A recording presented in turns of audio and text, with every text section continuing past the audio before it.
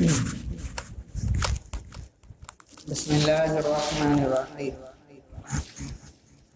محترم حضرات، حضرت سلیمان علیہ السلام کا واقعہ مکمل ہو چکا ہے۔ اب آگے حضرت ایوب علیہ السلام کا واقعہ شروع ہونے والا ہے۔ حضرت ایوب علیہ السلام بہت بڑے پیغمبر ہیں، بڑے صبر کرنے والے ہیں۔ ان کے تعلق سے یہ مختصر تمہیدی باتیں ہیں۔ حضرت ایوب علیہ السلام اور قرآن عزیز۔ دوسرا کیا ہے؟ یوبا اور ایوب۔ حضرت ایوب علیہ السلام اور علماء یہود و نصارہ۔ قرآن عزیز اور واقعہ ایوب علیہ السلام۔ سفر ایوب، بصائر۔ حضرت ایوب علیہ السلام کی شخصیت، عہد ایوب، غلط فہمی کا ازالہ، چند تفسیری حقائق، ان کا وفات، مختصر باتیں ہیں۔ اب ہر ایک جو ہے تفصیل سے سنیے۔ حضرت ایوب علیہ السلام اور قرآن عزیز۔ قرآن عزیز میں حضرت ایوب علیہ السلام کا ذکر 4 صورتوں میں آیا ہے۔ کتنی صورتوں میں آیا ہے؟ 4 جگہ حضرت ایوب علیہ السلام کا نام آیا ہے۔ سورہ نساء میں، سورہ انعام میں، سورہ انبیاء میں، سورہ صاد میں۔ سورہ نساء اور سورہ انعام میں تو انبیاء علیہ السلام فہرست میں فقط نام مذکور ہے۔ وعیسیٰ وایوب ویونس وہارون وسلیمان سورہ نساء میں ہے۔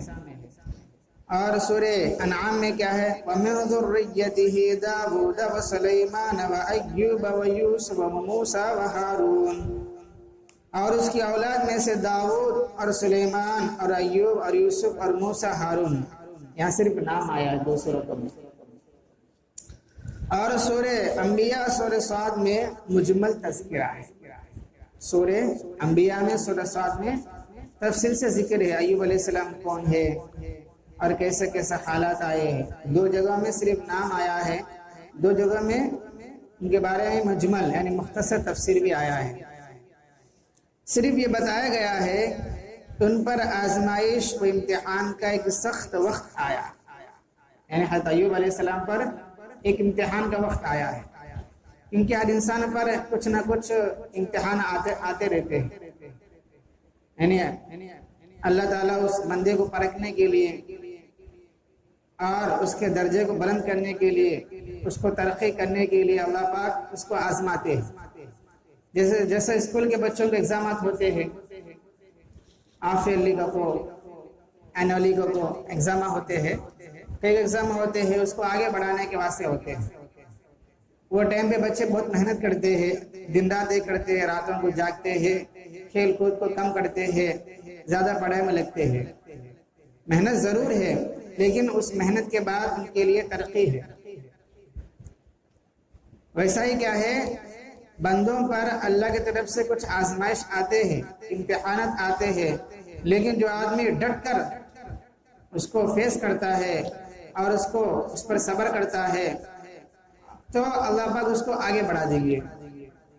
اللہ پاک اس کو آگے بڑھا دیں گے، ترقی دیں گے۔ ویسا انبیاء علیہ السلام پر آزمائش اللہ نے دیا ہے۔ چنانچہ سورہ انبیاء میں، سورہ صاد میں مجمل تذکرہ ہے، صرف یہ بتایا گیا ہے کہ ان پر آزمائش اور وہ امتحان کا ایک سخت وقت آیا اور مصیبتوں اور بلاؤں نے 4 جانب سے ان کو گھیر لیا۔ پوری مصیبت آئے، تکلیف آئے، کن پر؟ حضرت ایوب علیہ السلام پر۔ مگر وہ صبر و شکر کے ماں سوا حرف شکایت تک زبان پر نہیں لائے، مگر ذرہ بھی شکایت نہیں کرے، صبر کے ساتھ، تحمل کے ساتھ اس کو برداشت کرتے رہے، کیونکہ صبر کرنا بھی ایک قسم کا کیا ہے، اللہ سے دعا کرنا ہے۔ صبر کرنا بھی ایک قسم کا اللہ سے دعا کرنا ہے۔ لیکن چھوٹا بچہ، دودھ پینے بچہ ہے، وہ بات تو نہیں کر سکتا لیکن روتا ہے، اشارے کرتا ہے، ماں سمجھ جاتی بچے کو بھوک لگا، اس کو دودھ دیتی ہے، بولنے کی ضرورت نہیں ہے، اس کے اشاروں سے ماں سمجھ جاتی ہے۔ ویسے کیا ہوتا ہے، جب نیک آدمی پر تکلیف آتی ہے تو وہ صبر کرتا ہے، تو یہ صبر کرنا بھی اللہ تعالیٰ سے دعا کرنا ہوتا ہے، اور صبر کرنے والوں کے ساتھ اللہ کی مدد بھی ہوتی ہے۔ ان اللہ مع الصابرین، صبر کرنے والوں کے ساتھ اللہ کی مدد ہوتی ہے۔ تو حضرت ایوب علیہ السلام صبر شکر کے ماں سوا کوئی حرف شکایت کے نہ نکالے، میں ملیں کیا تکلیف ہے مجھے، میں اچھا چنا، تو کیا بھی سمجھے نہیں، صبر کرے، شکر کرے، اللہ سے دعا بھی کرتے رہے۔ آخر کار ان کو خدا تعالیٰ نے اپنی رحمت میں ڈھانپ لیا۔ تقریباً 13 سال یا 14 سال وہ سخت آزمائش میں تھے، سخت مصیبت میں تھے، صبر کے ساتھ رہے، آخر کار اللہ پاک ان کو اپنی رحمت سے ڈھانپ لیا اور مصائب کے بادل دور کر کے ان کو فضل و عطا سے مالا مال کر دیا۔ جو مصیبتوں کی بادل تھی جو چاروں طرف سے گھیری ہوئی تھی، اللہ پاک اس کو ہٹا دیے اور اپنے فضل کا جو ہے عطا کا مالا مال کر دیا۔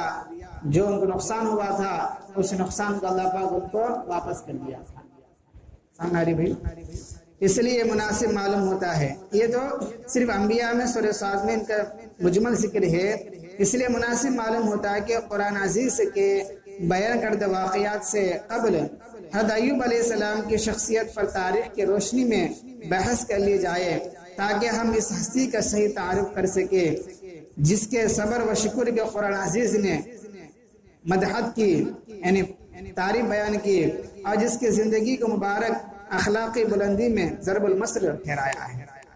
یعنی واقعہ تو ہے قرآن عزیز میں، سورہ انبیاء میں، سورہ صاد میں حضرت ایوب علیہ السلام بارے واقعہ تو ہے، لیکن اس واقعہ کو بیان کرنے سے پہلے سب سے پہلے یہ جاننا ضروری ہے حضرت ایوب علیہ السلام کون ہے، اللہ پاک ان کو کب نبی بنا کر بھیجے ہیں، ان کا زمانہ کیا تھا، وہ کس علاقے کی طرف نبی بنا کر بھیجے۔ جب یہ باتیں سامنے آئیں گے پھر حضرت ایوب علیہ السلام کا واقعہ جو قرآن عزیز میں ہے اس کو سنیں گے تو بات سمجھ میں آتی ہے۔ سمجھ آ رہی ہے بھائی؟ ایک دم واقعہ سنا دیں گے تو لوگ سمجھ نہیں سکتے ہیں۔ سب سے پہلے کیا ہے حضرت ایوب علیہ السلام کے بارے میں، انہوں کب پیدا ہوئے اور کس زمانے پیدا ہوئے اور کن کی طرف نبی بنا کر بھیجے۔ جب یہ باتیں سامنے آئیں گے، ان کی ہسٹری، ان کی تاریخ سامنے آئے گی، پھر بعد ان کے تعلق سے واقعہ بتائیں گے تو فائدہ ہوتا ہے۔ سمجھ آ رہی ہے بھائی؟ اب آگے جو انشاءاللہ جو ہے تفصیل سے واقعہ آئے گا، غور سے سنیے بھائی۔ اس سے پہلے کیا ہے، مختصر بات بتا دیے تھے۔ اب فرماتے ہیں حضرت ایوب علیہ السلام شخصیت، حضرت ایوب علیہ السلام کی شخصیت سے متعلق تحقیق کے لیے صرف 2 ماخوذ ہو سکتے ہیں۔ اب ایوب علیہ السلام کے بارے میں جاننا ہے تو صرف 2 جگہ سے معلوم کرنا ہوتا ہے، 2 جگہ سے۔ ایک کیا ہے، توریت ہے، ایک کیا ہے، تورات ہے، اور دوسرے وہ اقتباسات جو تاریخ قدیم سے اخذ کر کے مورخین عرب، مورخین اسلام نے نقل کیے ہیں، اور اگر ان کے ساتھ چند خارجی قرائن کو بھی شامل کر لیے جائے تو اس مسئلے پر کافی روشنی پڑتی ہے۔ کیا فرماتے ہیں؟ اب ایوب علیہ السلام کے بارے میں معلوم کرنا ہے تو 2 چیزیں ہیں، ایک کیا ہے، توریت دیکھنا ہے، دوسرے کیا ہے، وہ تاریخ، وہ اقتباسات جو مسلسل پچھلے زمانے سے چلے آ رہی ہے عرب کے اندر، جو اسلام کے اندر، یا تو عربی میں دیکھنا ہے تاریخ میں، یا تو پھر توریت میں دیکھنا ہے، ان کے تعلق سے معلوم کرنا ہے۔ بولے کسی کی زندگی معلوم کرنا، یہ 2 چیزیں ہیں، توریت ہے یا پھر جو ہے عربی میں دیکھنا ہے۔ آگے فرماتے ہیں حضرت ایوب علیہ السلام کے متعلق سب سے قدیم شہادت سفر ایوب کی ہے۔ توریت میں ایک چاپٹر ہے، اس کا نام سفر ایوب ہے۔ جیسا ہمارے قرآن میں سورتوں کے نامہ ہوتے ہیں، سورہ بقرہ، سورہ مائدہ، سورہ فاتحہ کو، ویسا توریت کے اندر ایک باب ہے، ایک سورہ ہے سفر ایوب کے نام سے، یعنی وہ صحیفہ جو مجمع توریت میں ایوب علیہ السلام جانی منسوب ہے، جس میں ان کی حیات طیبہ کے متعلق تفصیلی حالت درج ہے۔ یعنی توریت میں سفر ایوب کے نام سے ایک چاپٹر ہے، اس میں پوری تفصیل سے حضرت ایوب علیہ السلام تعلق سے ہے، ان کا بچپن کیسا تھا، ان کیسے بڑے ہوئے، کہاں چلے گئے، کتنا شادیاں کرے، اور کیا کیا حالت آئے، کیا وفات ہوئی، پوری تفصیل سے وہاں توریت کے اندر ہے۔ سفر ایوب میں تاریخی حیثیت سے ایوب علیہ السلام متعلق 2 باتیں بیان کی گئی ہیں۔ اس میں کیا ہے، صرف 2 باتیں ہیں۔ سفر ایوب میں تاریخ حساب سے 2 باتیں ہیں۔ ایک یہ ہے کہ وہ سرزمین عوض کے باشند تھے، کہاں کے ہیں؟ سرزمین اوس کے رہنے والے تھے۔ اوس کی سرزمین میں ایوب نام ایک شخص تھا، اور وہ شخص کامل صادق تھا، خدا سے ڈرتا ہے اور بدی سے دور رہتا ہے۔ یہ بات تو ہے۔ دوسری بات یہ ہے ان کی مویشی اور چوپایوں پر سبا اور کسدیوں بابلیوں نے حملہ کر کے لوٹ لیا تھا۔ دوسری بات کیا ملتی ہے کہ ان کے بہت سارے مویشی ہیں، جانور ہیں، بکریاں ہیں، بیل ہیں، اونٹ ہیں وغیرہ، تو ان پر کیا ہے سبا والوں نے یعنی بابلوں نے حملہ کر کے لوٹ لیا تھا، چوری کر لیا تھا۔ اس سے یہ بات ثابت ہوتا ہے وہ ان دونوں قوموں کے زمانہ عروج کے معاصر تھے۔ یعنی یہ دو باتوں سے معلوم ہوتا ہے ان کا زمانہ کب ہے، قوم سبا کے بعد سے ہے۔ یہاں تک تو اجمال ہوا، یعنی مختصر ہوا۔ انشاءاللہ سبا کے تعلیم میں اب تفصیل سے بات آتی ہے ایوب علیہ السلام کون ہے، ایوب علیہ السلام دوسرا نام کیا ہے، اور توریت میں کیا ہے۔ اب یوباب اور اس طریقے یوباب یہ کس خاندان سے ہے، ایوب علیہ السلام کس خاندان سے ہے، یہ پوری تفصیل سے انشاءاللہ سبا کی تعلیم میں آئے گا۔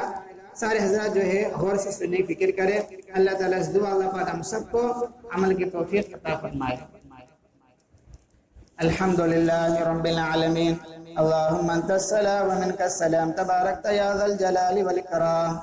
رب اعنی علی ذکرک وشکرک وحسن عبادتک، لا الہ الا اللہ وحدہ لا شریک لہ، لہ الملک ولہ الحمد وہو علی کل شیء قدیر۔ اللہم لا مانع لما اعطیت ولا معطی لما منعت ولا ينفع ذا الجد منك الجد، اصبحنا واصبح الملك لله رب العالمين۔ اللهم إنا نسألك الخير من هذا اليوم وفتحه ونصره ونوره وبركته وهداه، ونعوذ بك من شر ما فيه وشر ما بعده۔ سبحان ربك رب العزة عما يصفون، وسلام على المرسلين، والحمد لله رب العالمين۔